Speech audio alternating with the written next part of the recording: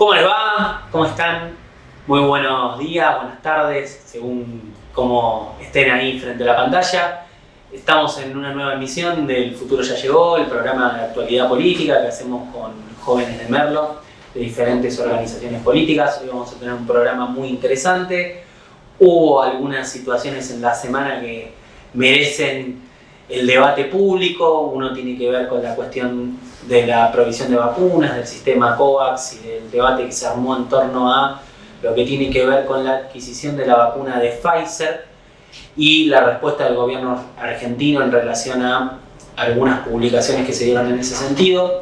Otra cuestión interesante tiene que ver con el análisis político que se está haciendo sobre las medidas que se están tomando en el marco de las restricciones por la pandemia COVID-19. Y por otro lado, un hecho no menor que tiene que ver con la situación que se generó en los medios de comunicación a partir de la decisión que tomó el canal C5N de excluir a Tomás Méndez de uno de los programas insignia de esa pantalla. Así que vamos a discutir eso hoy en el programa. La situación de Tomás Méndez tuvo que ver con el escrache o el supuesto escrache que denunció Patricia Bullrich. Eso también va a ser algo que vamos a discutir. Y por último, que siempre la producción se ocupa de remarcármelo, les recuerdo que pueden ver nuestro programa a través de YouTube o de los canales oficiales que proveemos a través de la programación de contenido de La Mosca en la Sopa. Nos vemos en el próximo bloque, ahí los espero. Estamos en un nuevo programa del Futuro Ya Llegó, el programa de actualidad política que hacemos con jóvenes de nuestro distrito. Mati Morales, ¿cómo estás? Buenas, ¿cómo están todos y todas? Contento, gracias por estar este momento de nuevo. Muy bien, Mati, de la Juventud de San Antonio. ¿Cómo anda Joa? Hola, buenas tardes a todos y a todas. Gracias nuevamente por la invitación. A debatir un poco. ¿Qué somos Ardes de Pie? ¿Cómo estás, Miqueas? Todo bien, gracias por la invitación de vuelta. Y nada, feliz de compartir el espacio. Parlamentaria joven. ¿Cómo anda Jero? Buenas, ¿cómo va a todos y a todas? Contento de participar nuevamente en esta mesa y emocionado por la charla de hoy, que me parece que es muy interesante. Muy bien, Jero de la Juventud Radical. Así que vamos a empezar un poquito hoy con la primera cuestión que habíamos planteado en la editorial, que tenía que ver un poco con la cuestión del debate que hay en torno a la cuestión de las vacunas, de la provisión de las vacunas, relacionado con el sistema COVAX por un lado, que es el sistema internacional que provee vacunas a todos los países que no pueden producirlas o comprarlas, y por otro lado el debate que hay en torno a la cuestión de Pfizer, de si la Argentina efectivamente incurrió en irregularidades en las negociaciones con Pfizer o no. Al respecto, me gustaría escucharlos. Jero. Bueno, Rosen, muy buen tema para arrancar. Yo opino que el gobierno desde el principio que se manejó mal con las vacunas. Tuvo diferentes situaciones en las que podemos dudar de un manejo correcto o de un manejo en donde no hubo manos por abajo de la mesa.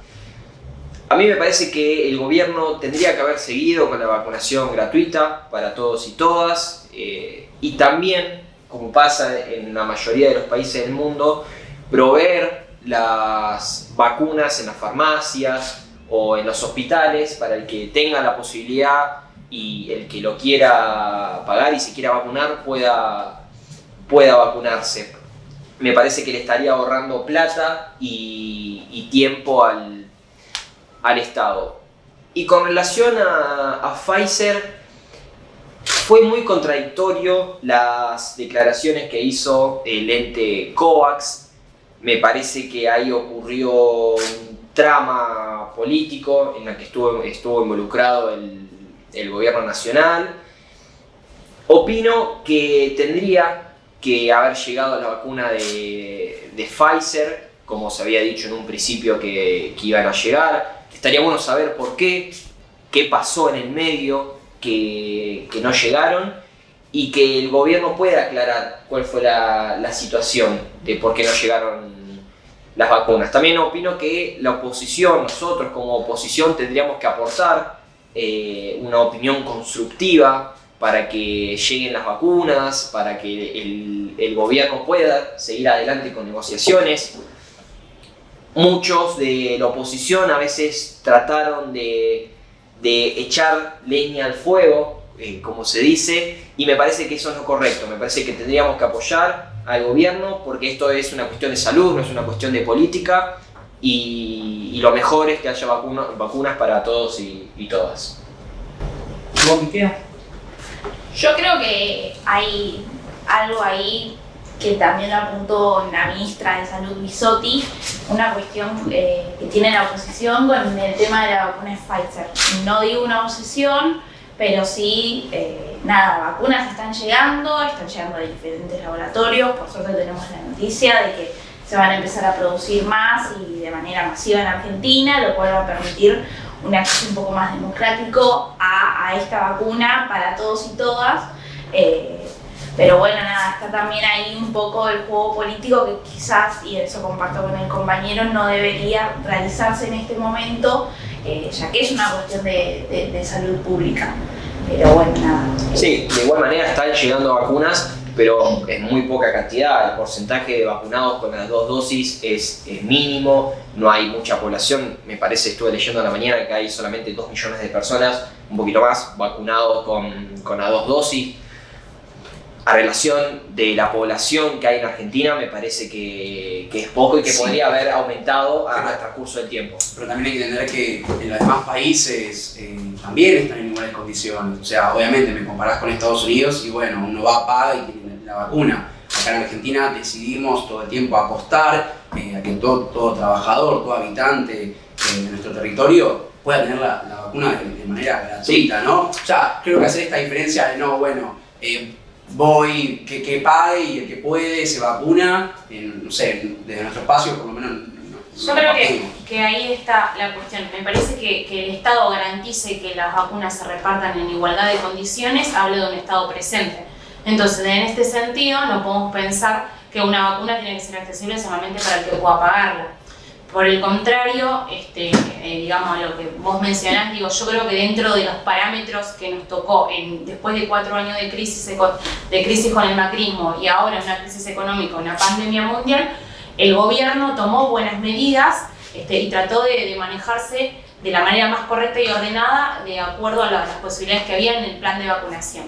Entonces, ante los dichos de COVAX y con respecto a la vacuna de Pfizer, me parece que la prioridad es ver que lleguen vacunas, como decía la compañera, que vienen de distintos laboratorios y que se está efectuando calendario de vacunación que a nivel regional, Argentina está entre tercero o quinto, si mal no recuerdo, país que redistribuye la vacuna más ordenada y más igualitariamente. Sí, igualitariamente. Además pasa que aquellas personas que tienen el poder adquisitivo, la realidad es que se van a Estados Unidos y se van 15 días y se van a vacunar allá. Lo cual, bueno, está bien, qué sé yo. Y también tener en cuenta que complicado. por regional las vacunas que llegan son vacunas efectivas, o sea, tenemos acá también esta cuestión de que en un momento estaba que la vacuna china que llegaba no era efectiva, el tema de Sinopharm, Sinovac, la cuestión que hubo con Chile, que aplicó. Eso iba a preguntar, ya me das el pie. ¿Qué opinión tenés al respecto de la situación que se da en Chile, en donde hay un alto porcentaje de vacunados en relación a la cantidad de población y sigue habiendo un brote de contagios muy alto? Bueno, ahí hay un problema con el tema de qué tipo de vacuna ingresó al país. Al haber ingresado una vacuna masivamente que permitió rápidamente una vacunación a casi más de la mitad de la población, pero que pasado el tiempo y con los ensayos clínicos se advirtió que una primera dosis no podía prevenir tanto, ahí es donde también juega esto de cómo los cuidados se tienen que seguir manteniendo. Exacto. Estar vacunados no te inmuniza en la totalidad para no volver a enfermarte nunca más, entonces hay que hacer hincapié también en que esta cuestión de salud no termina ahora con la vacuna. Pero se puede hablar de que existen vacunas de primera y vacunas de menor eficacia. ¿Cómo la ven ustedes? Yo creo que es una opinión, como siempre pasa, la fake news que se genera. Me siento responsable también de avisar, ¿no? Para los que nos estén escuchando, que bueno, estoy encargado de lo que es el tema de los turnos para la vacunación, y todo aquel que se vacunó, por ejemplo, con la AstraZeneca, la segunda dosis tiene que ser de la misma. Aprovecho el momento para decirlo. Aclararlo, ¿no? Me parece importante tenerlo en cuenta, siempre tener el carnecito, porque bueno, obviamente siempre pueden llegar a haber rispideces y está bueno exigirlo también, ¿no? Ya que, perdón Jero, ya que hablas del plan de vacunación, ¿cómo ves que está avanzando en Argentina el plan de vacunación? A mí me parece que podría haber llegado a más cantidad de gente si se manejaban bien las cosas y se aceptaban los tratos que ofrecía Pfizer, el laboratorio de Estados Unidos. Me parece que podríamos haber llegado a más cantidad de gente. Y lo que decían, ustedes, no me acuerdo cuál de los dos, que hay mucha gente que se va a Estados Unidos a vacunarse. ¿Por qué no priorizamos reactivar la economía de nuestro país en vez de reactivarla de otro país? La cantidad de plata que se deja una persona que va hoy en día a Estados Unidos a vacunarse es impresionante. Digamos, está ayudando a reactivar la economía de Estados Unidos cuando la Argentina se está cayendo a pedazos. Me parece que tendríamos que priorizar eso. ¿Cómo lo priorizaríamos? Teniendo en nuestras farmacias, en nuestros hospitales, la posibilidad de poder comprar esa vacuna. Con el gobierno que siga con el plan de vacunación gratuito. Igual, bueno, siempre son los mismos, siempre son unos pocos los que tienen la posibilidad. Para mí garantiza más desigualdad, y me parece que estamos de vuelta viendo que priorizamos la economía, como hace Estados Unidos, por sobre la salud pública. Es en esa mercantilización de la salud donde se pone más complicado. Sí, se pone bueno, que tiene. claro, se puede vacunar el que más tiene y en realidad lo hace de inmediato, pero no se garantiza ese acceso más democrático a todos. O sea, la vacuna llega acá y llega en turnos para poblaciones de riesgo primero, para gente más grande, después va bajando el tema del rango etario, pero bueno, es más equitativo en ese sentido. Ahí también entra en juego el tema de decir, estamos en una cuestión de pandemia, es una cuestión de salud a nivel mundial y las patentes no se liberan y sigue habiendo un acceso súper desigual entre los países más desarrollados y los menos desarrollados, cuando la gente se está muriendo en todos lados. Y de Ahí- todas las clases. Ahí está el tema también, la puja de intereses también en una cuestión de salud que realmente atenta a todo el mundo en general. Nada, es como, la verdad que es triste también, ¿no? Yo les hago una pregunta, ¿no? ¿Qué expectativa tienen ustedes de pensar una nueva normalidad en el marco de que va avanzando esta situación? ¿En cuánto tiempo se imaginan que nosotros vamos a vivir? No sé si como vivíamos antes, pero en una situación Una un nueva poco normalidad. más... Es que yo creo que volvemos a algo muy básico como el uso del barbijo. O sea, la verdad es que a veces es difícil, ¿no? Creo que hay gente que no lo entiende, y si no agarramos como ese concepto básico, no puedes estar arriba de un tren con el barbijo para abajo y tiene que venir un policía a decirte que tenés que ponerte no, o sea, uno tiene que entenderlo y ya naturalizarlo. qué sé yo. El otro día fui el quincho a mi casa y me puse el barbijo, ayer. Llegué adentro de mi casa y digo, ¿por qué me puse? Ya es la Pero bueno, costumbre, ¿no? ya es la costumbre y hay que también tratar de querer adoptarla, ¿no? Yo voy a retomar a que vos preguntaste cuándo pensamos que puede ser que vuelva a la nueva normalidad. Voy a retomar a lo que dijo Bill Gates, uno de los que comenzó muy pronto a hablar sobre la nueva normalidad. Y él dice que va a ser en diciembre del 2022. Esperemos que sea antes. Ya hay mucha gente que la está pasando muy mal, hay mucha hambre. Vos planteás que Bill Gates en el diciembre del 2022 plantea eso como una fecha estimada para volver a la nueva normalidad. ¿Cómo imaginan ustedes que puede ser esa nueva normalidad? ¿Vos qué pensás? Yo creo que hay conductas que vamos a seguir adoptando, como pasó cuando pasó lo de la gripe A, digamos, el uso del alcohol, en muchos casos el uso del barbijo.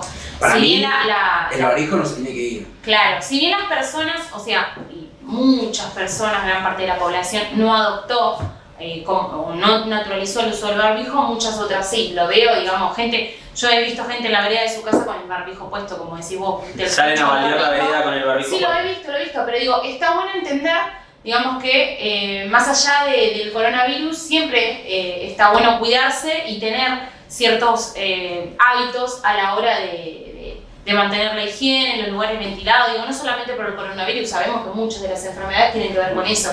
Entonces, esto fue, digamos, quizás un golpazo para toda la humanidad, para tomar conciencia de que siempre tenemos que tener una perspectiva de cuidados, en términos de salud, de higiene, digo, tiene que ver con esto. Y esa nueva normalidad tiene que tener otro tipo de conciencia en materia de salud, me parece. Ahí va, a eso quería ir. Yo creo que tenemos una sociedad que poco a poco, bueno, se empiece a informar, pero también está muy desinformada. Hace muy poquito se sumó con nosotros a lo que es el Parlamento Joven una chica que se llama Flor Sánchez, que es una chica que tiene leucemia, y le pasaba que por usar el barbijo la miraban raro.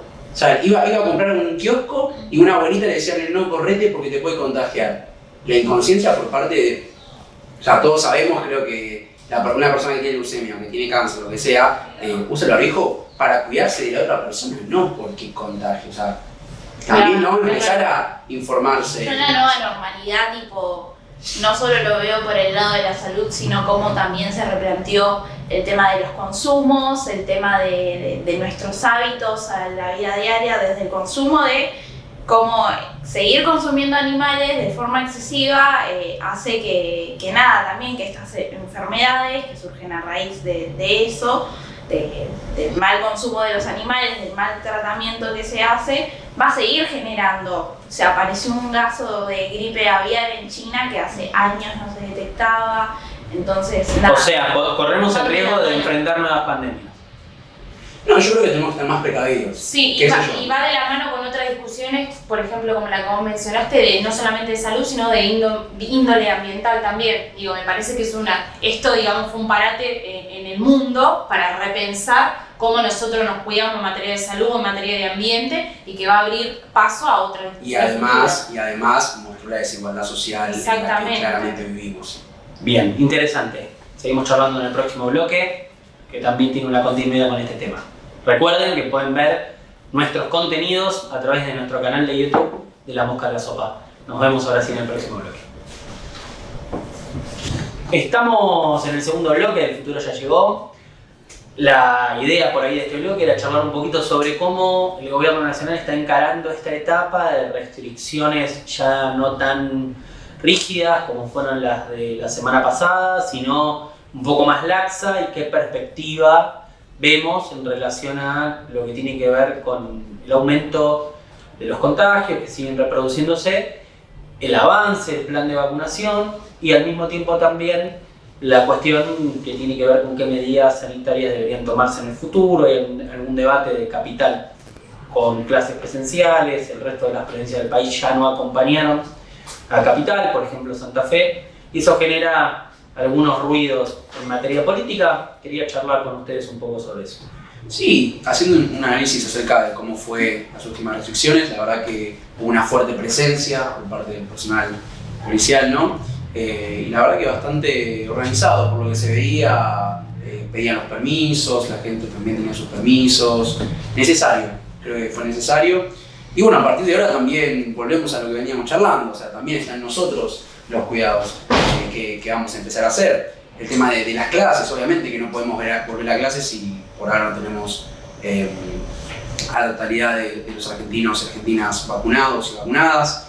Un tema complejo, pero bueno, creo que también está en nuestras manos como ciudadanos en ver qué Argentina queremos para nuestro futuro y cómo poder seguir, ¿no? Yo creo que está haciendo el gobierno un balance entre la política sanitaria y la política económica. Creo que hay un avance y un retroceso constante en función de la coyuntura del momento.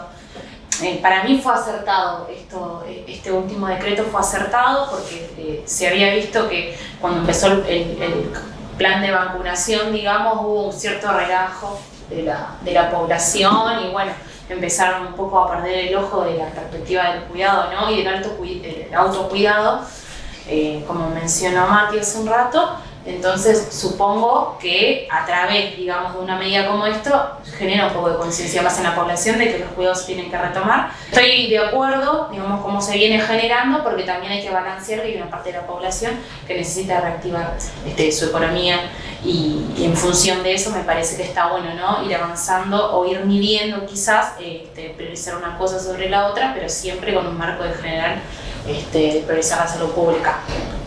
Yo opino que el bolsillo de la gente no da más. Está muy difícil la situación, me parece que todos ustedes lo saben porque son gente que milita en los barrios. Está muy difícil la situación, hay mucha hambre en nuestro municipio, en nuestra provincia y en nuestro país. A mí me parece que este cierre era necesario, pero si cerramos con 4 o 5 casos por día como fue en marzo, y cerramos ahora con 30.000, ¿cuál está correcto? ¿El de 30.000 o con 5 casos? Me parece que el del año pasado, la cuarentena y el cierre del año pasado fue innecesario, fue un golpe muy duro que fue a principio de año para las empresas, fundieron un montón de empresas en esa cuarentena, en esta también. Me parece que el gobierno no manejó, no hizo un balance entre esas dos gestiones. En la primera, muchísimas empresas aguantaron. También les brindaron ayuda. Por supuesto, muchísimas empresas aguantaron durante la primera y este golpe fue terrible. Escuché casos de empresarios que contaban que durante la primera cuarentena pusieron parte de sus ahorros o la totalidad para poder mantener sus empresas y con este golpe no lo pudieron afrontar. Me parece que ahí fue donde se equivocó el gobierno en hacer una primera cuarentena tan pronto y tan larga. Al contrario de eso, yo estoy en total, totalmente de acuerdo con las medidas del gobierno, porque esas medidas restrictivas lo que permitió en ese momento o en esa coyuntura es que se pudiera ordenar el sistema de salud. O sea, hasta ese momento no sabíamos qué iba a pasar, cómo iba a ser, cuántos contagios iba a haber por día, etcétera, etcétera. Digo, esas medidas me parece que funcionaron en ese término, priorizando la salud pública, porque si vos me decís, hoy con el diario del lunes ya pasamos una primera etapa nosotros de la pandemia, todo el año pasado. Entonces, y el sistema de salud se amplió porque hubo un estado presente. Entonces, en ese momento no se sabía de ciencia cierta. Si nosotros dejábamos avanzar este virus, como pasó en otros países de Latinoamérica, íbamos a tener una tasa de mortalidad mucho más alta de la que hoy tenemos. Entonces, entiendo lo que vos decís con respecto a las pymes y demás, pero hubo mucha gente que la pasó muchísimo peor. Entonces, yo no digo que hay que balancear quién la pasó mejor o peor, pero sí hay que balancear en términos de salud que esas medidas restrictivas en su momento nos permitió desarrollar mejores políticas sanitarias en lo siguiente, digamos. ¿Y sirvieron? Sí que sirvieron. Sí que sirvieron porque tuvimos una tasa de mortalidad mucho menor a otros países de Latinoamérica que por ejemplo Brasil, que priorizó la economía por sobre la salud. Ese aislamiento, lo que posibilitó también que no circulara gente, que es una de las cosas que se fue aprendiendo también a medida que avanzaba la pandemia, que es una cuestión que nos llegó de sorpresa a todos, que el aislamiento lo que prevé es que tampoco se generen mutaciones del virus. Eso es lo que pasa en Brasil ahora. No pueden controlar el virus porque ahora tienen una mutación que, si bien algunas vacunas pueden contrarrestarla, otras no, entonces la gente se contagia de COVID y tiene más tendencia a morirse que a poder atravesar la enfermedad y generar esos anticuerpos que le van a permitir en algún momento llegar a la inmunidad. Yo escuchaba esto de que las empresas estaban como muy golpeadas. Me gustaría saber, por ejemplo, si el Mercado Libre estuvo golpeado, ¿no? Salieron muchas noticias que expresaron que subieron mucho las ventas. Estamos hablando de Mercado Libre, la empresa más grande de Latinoamérica. Perfecto, que tiene un montón de empleados, que obviamente le da trabajo a muchos argentinos, pero también en qué condiciones lo dan el trabajo ese.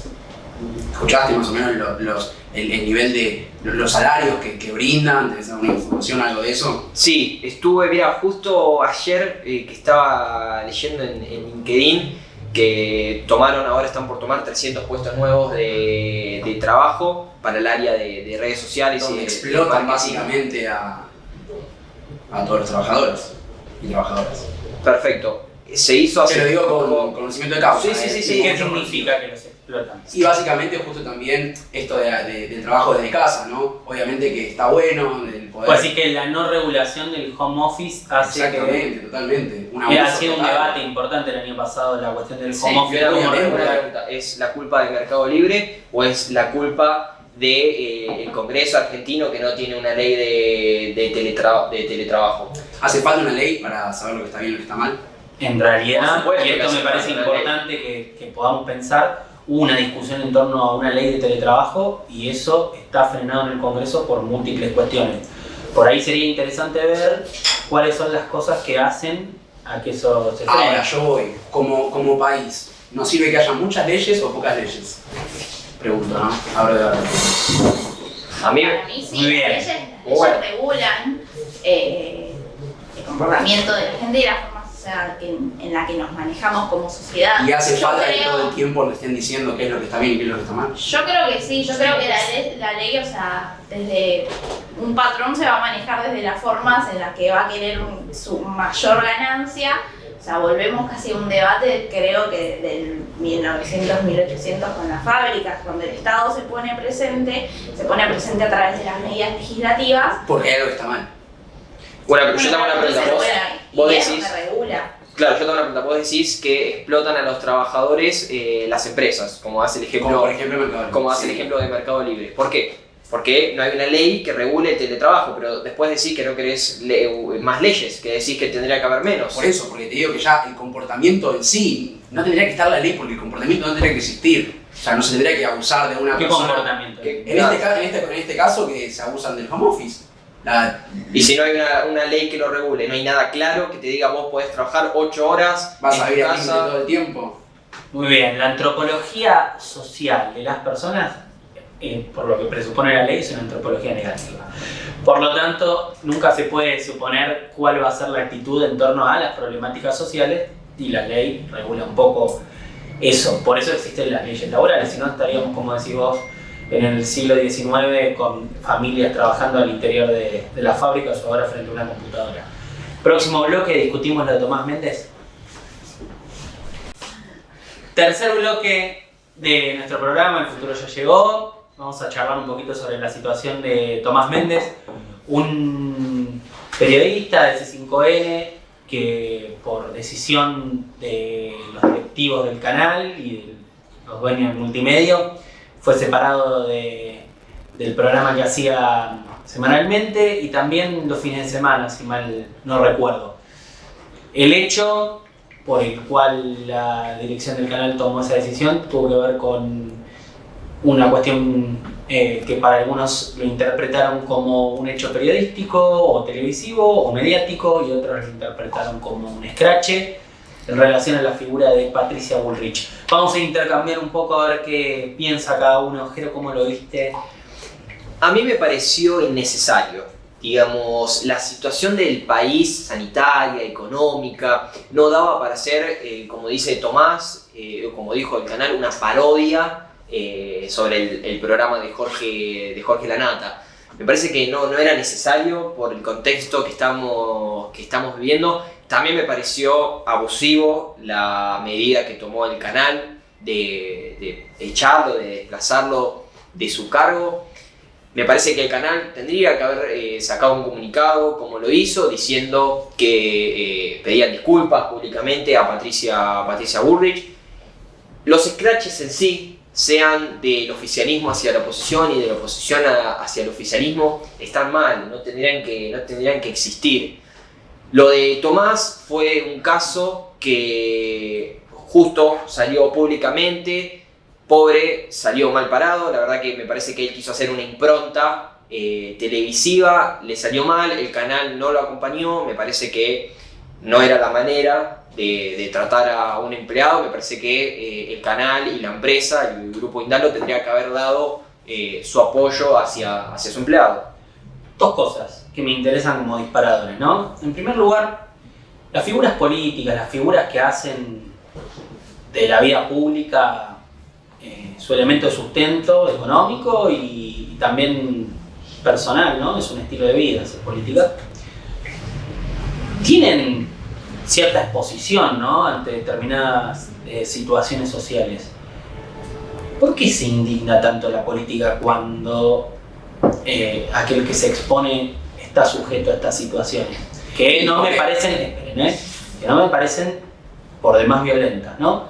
Y por otro lado, ¿fue un scratch efectivamente lo que se realizó ese día o no? Yo te hago una pregunta, Rosen. Vos, ¿no? Ponete en el cargo de que sos una persona política, tenés una familia, estás en tu casa con tus 2 hijos, con tu mujer o con tu pareja, y se arma una marcha a la puerta de tu casa porque no le pareció la medida económica que tomaste la semana pasada, ¿no? ¿A vos te parece que tendrías que someter a tu pareja, a tus hijos a vivir esa situación porque el país no comparte las medidas que estás tomando en la puerta de tu casa? Y pero eso es cuando te conviene entonces, porque cuando fueron a la puerta de la casa de Cristina, no vi ninguna... Yo no fui. No, por eso. Ni la comparto. La casa, no vi ninguna y vinieron a mi casa. Además tampoco que fue una marcha, o sea, eran taxistas en la puerta de la casa que con carteles que decíamos, queremos respuesta. Igual una cosa previa, ¿no? Y me hace una pregunta a mí, me voy a salir de... Obvio, sí. Me voy a salir de lo que hago habitualmente. Me parece que la persona que está expuesta y que elige la política como un camino para su vida tiene que dar respuestas todo el tiempo y en todo momento. Que es lógico que el reclamo de la ciudadanía se debería volcar a un espacio institucional, probablemente sea lógico. Ahora, muchas veces las decisiones que tomamos los que hacemos política afectan la vida a veces de una, a veces de centenares y a veces de millones de personas. Y la realidad es que si elegimos ocupar ese lugar, tenemos que estar preparados para saber cuáles son las condiciones que eso genera. Si no, creo que las personas que nos dedicamos a hacer política nos tendremos que dedicar a otra cosa. Y yo no creo, y en esto tengo una posición muy clara con esto, no creo en la separación de la vida privada de la vida pública. Nosotros en la vida privada tenemos que ser de la misma manera que somos públicamente. Eso es lo que muchas veces permite que muchos actores de la política argentina sean muy hipócritas, sobre todo en cuestiones que tienen que ver con opinar sobre actitudes en relación a cuestiones de género. Algo, perdón, volviendo un poquito al tema, algo que me indignó fue el término que utilizaron, poder real. La verdad que lo escuché y fue como... ¿Poder real en qué sentido? Con respecto, muchos periodistas obviamente también hablaban del medio, del poder real de los medios y también de la figura de la derecha, ¿no? O sea, me pareció... Yo creo que la acción que hubo por parte del medio fue errada, porque básicamente le dieron como una figura, una importancia a alguien que en la realidad está bien, puede tener el apoyo de parte de la sociedad, pero no ahora. A mí me parece que salió como el tiro por la culata. Yo creo que el periodista quiso buscar como la primicia. Para mí, sinceramente, no fue scratch, pero un scratch es otra cosa. Hemos visto scratch en estos últimos tiempos y de hecho creo que la palabra scratch está muy manoseada y está mal utilizada. Claro, y entonces utilizaron un término que quizás genera una connotación negativa y esa connotación hizo que hoy por hoy esa persona esté desempleada. Entonces, me parece, es un periodista, buscó la noticia, utilizó una parodia. Podemos discutir si está bien o no está bien las formas, pero bueno, Patricia Bullrich es una figura pública y es una figura política. Y la vida política, para mí, o sea, como siempre lo discutimos en nuestro espacio, refleja lo que vos sos. Entonces, lo personal para mí sí es político. Y si vos estás en un lugar de decisión, tenés que hacerte cargo de las consecuencias que eso pueda traer. A mí lo que tengo una duda, ¿no? Y esto te lo pregunto a vos, Jero, porque me quedé pensando en el ejemplo. ¿No sería lo mismo ir a la Quinta de Olivos, que es la casa del presidente, a hacer una manifestación? Sí, a mí me parece que podríamos haber utilizado otro recurso, como también el que dijo Mati, no comparto cuando fueron a la casa de Cristina a hacerle el scratch, a tocarle timbre, a lo que fuesen que fueron a hacer. Su hija sufrió... Por eso, me parece que esas situaciones no están de acuerdo. Patricia Bullrich, la verdad, desconozco su vida privada, puede tener... Me parece que eran 10, 15 taxistas, a diferencia de la cantidad de gente que fue la de Cristina. Eso me parece... No, opino que no desconozco, como te decía, la vida privada de Patricia Bullrich. No sé si tiene hijos, chicos, grandes.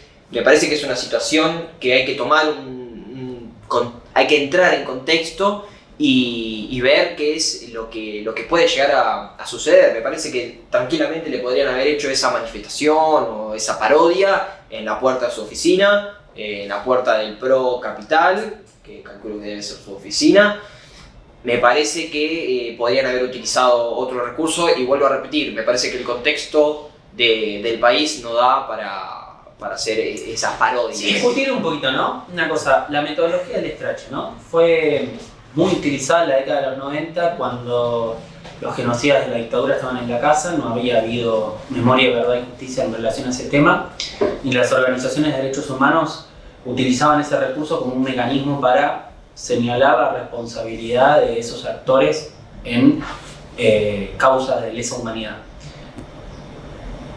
El método se justifica ante determinadas situaciones o es un método que no debería utilizarse en ningún contexto.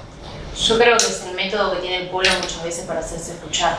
Digo, en este caso yo no lo veo como scratch, entonces no puedo decir que estuvo bien o que estuvo mal. Pero sí, en muchos periodos nefastos de nuestra historia, si nosotros no hacíamos un scratch, que es un scratch, visibilizar una problemática grotesca como en ese momento fue lo de la dictadura, de esa manera no iba a ponerse en discusión y quizás se rompió también un poco con la teoría en ese momento de los dos demonios, sino que se visibilizó para afuera, digamos, uno de los peores de la misma episodios forma que el scratch en los últimos años es utilizado desde el feminismo para señalar a los abusadores, a los acosadores.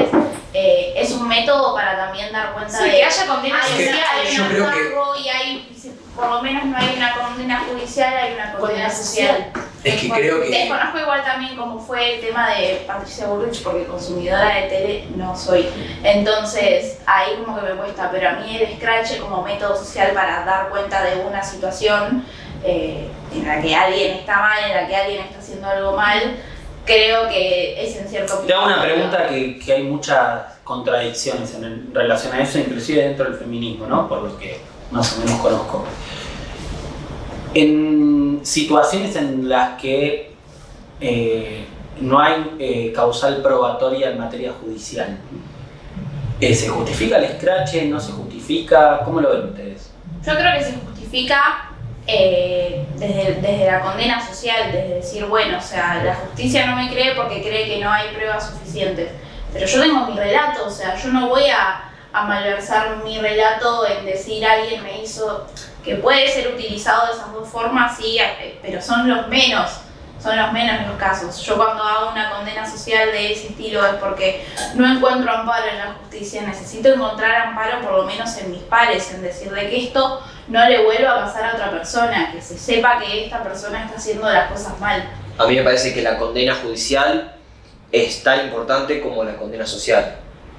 Cuando una persona, como decís vos, en el scratch de las mujeres hacia un violador, me parece que es tan importante la condena social como la judicial.